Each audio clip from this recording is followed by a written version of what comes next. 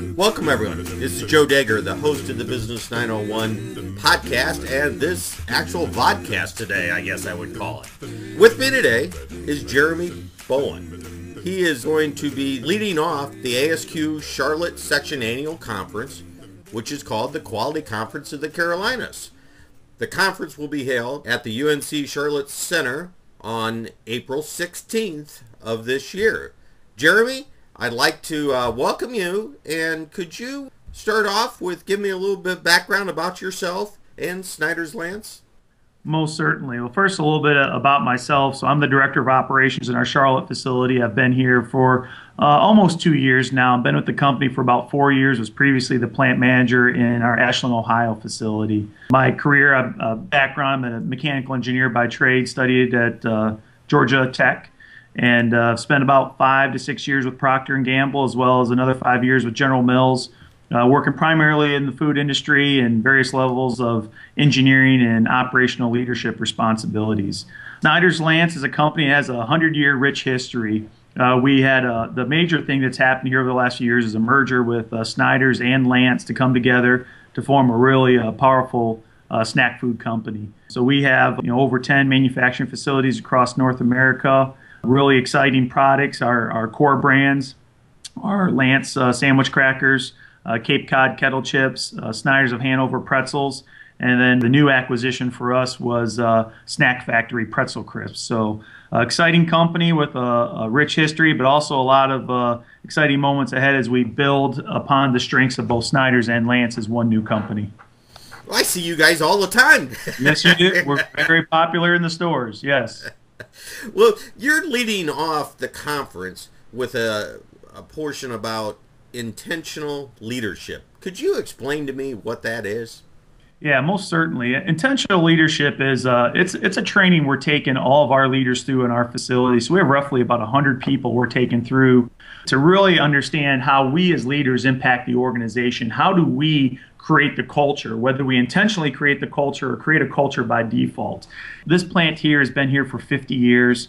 We have a lot of great things about our culture from the past, but we also have some things we want to do differently as we move forward to create higher levels of engagement and commitment of our workforce. So this training is all about understanding how we as people operate. So first, the whole class starts with you as an individual first.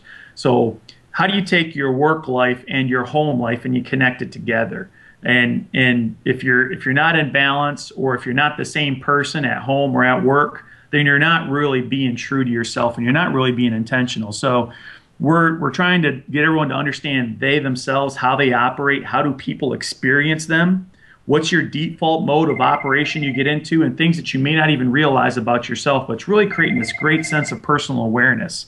And then we take that piece about you as an individual leader as well, and start to transform that into how do we create a culture as an organization? What's the behaviors of the leadership team, and by default, what's the outcome of the culture of our organization? And if we want to change the culture of the organization to create higher levels of commitment, create greater levels of performance, a stronger team overall, you have to be intentional in how you do that. So that's a lot of the work we're doing right now, and it's really an exciting time frame for us here in the Charlotte facility. Well, you seem to have a real passion for it. I see that coming out in you. You must be really excited about it. Most certainly. I've had some amazing experiences through my career. I've worked in some phenomenal organizations. I started out in Jackson, Tennessee, working for Procter & Gamble in a Pringles operation. It was a high-performance work system. And it's amazing because I spent some time in the automotive industry in college when I was a co-op student. But that was really my first full-time job. And there's things that I experienced in that culture I just almost took for granted. It's like, well, that's just the way everybody does it. And you go and work in other organizations, you see that's not how every other organization operates. So I've kind of had this framework or this model in my mind that I felt like was a key to success of any organization. To go through this training just validates a lot of things that I've already thought to be true in my mind. And it's given me a whole new sense of confidence and excitement and energy as we're pursuing this journey in the Charlotte facility. Now, intentional leadership then is not just this pattern that you put in. It's a pretty flexible module, right? Yeah, it's pretty flexible because it's not. I wouldn't say it's inappropriate to use the word training. It's really an experience, and for some people, this experience they may in the first 2 days get this aha moment. They piece the puzzle together of their life and understand who they are. And we may have some people, it may take them 6 months or a year. The experience part where it's guided for us with our facilitator is about 6 months long. It gets you just into this cycle of thinking about you, yourself, your leadership capabilities. How do people experience you? And just getting into this form of self-awareness, which is really probably one of the greatest skills you can have as a leader. And some people just may take longer to get through that cycle. So it's a journey. It's a very flexible framework because you yourself have to do the work. How long has Snyder's-Lance been doing this? Well, we are the first plant to do the model in this way. This group that represents the Center for Intentional Leadership has worked with some different parts of our company. Probably most notably, they worked with our executive team shortly after the merger to help get that team to form together. So what we're doing in Charlotte is unlike anything we've done anywhere else in the company, but it's something I know a lot of folks are excited about, and they're looking to see how this is going to play out here in the Charlotte facility. But leadership is just not like at the C-suite level or just for managers. Leadership comes from a little bit from everybody, doesn't it? Most certainly. And, I would love to be able to take everyone through our facility with this experience. Obviously, there's a financial commitment that comes along with it. But if we, through the investment, and I would say typically, and this is one of the things we debated at first, we said, well, let's just do the site leadership team. We'll train the top 10 people on this. And then we started thinking about going, as we learned more about it, we need to go down to that mid-management team level. And then truly, our team leaders have never had an investment like this. So we looked at an overall comprehensive investment model for all of our leaders and then came out with the solution of if we invest in our leaders and our leaders truly commit to this culture change, the plant is going to reflect the leadership team. So if we get our leaders leading in an intentional way, creating an engaged workforce, creating that sense of commitment, you're going to see that reflect all the way through our organization. So even though we don't train everyone on it in our plant, by training the leaders, we're going to get that element of leadership and commitment from everyone in our facility. What if I'm not a manager? How much of this does this still apply to me? Let's say I'm an auditor or I'm a quality guy. I mean, how does this apply to me? Well, to me, it applies because of the culture, right? People tend to mold in with the culture of an organization.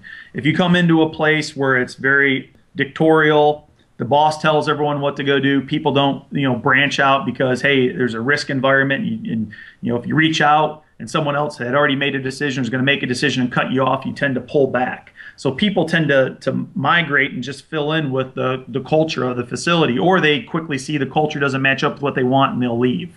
Or they'll stay and leave. You just don't know what they want. So to me, what we're creating as an organization, we're every day we're talking about it. I've been in plants where either they had a vision statement and they had values and they had their principles.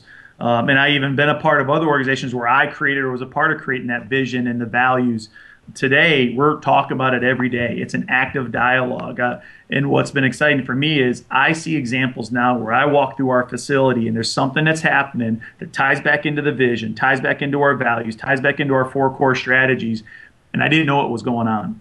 And even some of the leaders in that operation didn't know what's going on. So, is everyone there yet? No, but we're on that journey, and I'm seeing people that are starting to grab hold and starting to present their version of what this plan means and this whole intentional leadership type philosophy, and they're going with it. And that's really what you want as leaders. Leaders don't tell people what to go do. Leaders provide a framework, and the people fill into the framework and start going in places that you maybe didn't think of, right? And that's the beauty of leadership and empower and engaging your team is they start to do great things that you yourself didn't think about, and you get better solutions. And I think you're right, and I'm starting to feel that leadership is really influence anymore. It's not a matter of where you're at in the organization; it's how much influence you have in an organization. Most certainly, and that's what the folks I've worked with over the course of my career, whether it's people giving me guidance or peer-to-peer relationships, or even people that I've had the opportunity to coach in the past in my career, the roles that you're in that you have less control of what you have to accomplish. You're given goals and you don't really get to control it, the plan, but you have to influence it, are the greatest developmental experiences, because as you move in your career, and especially the world the way it is today, things are so matrixed anymore. You have to influence, and learning to influence is a tremendous skill and very valuable for people. Get to meet you on April 16th at the UNC Charlotte Center and at the Quality Conference of the Carolinas. Thanks a lot, Jeremy, for your time. Thank you, Joe. I look forward to meeting you as well.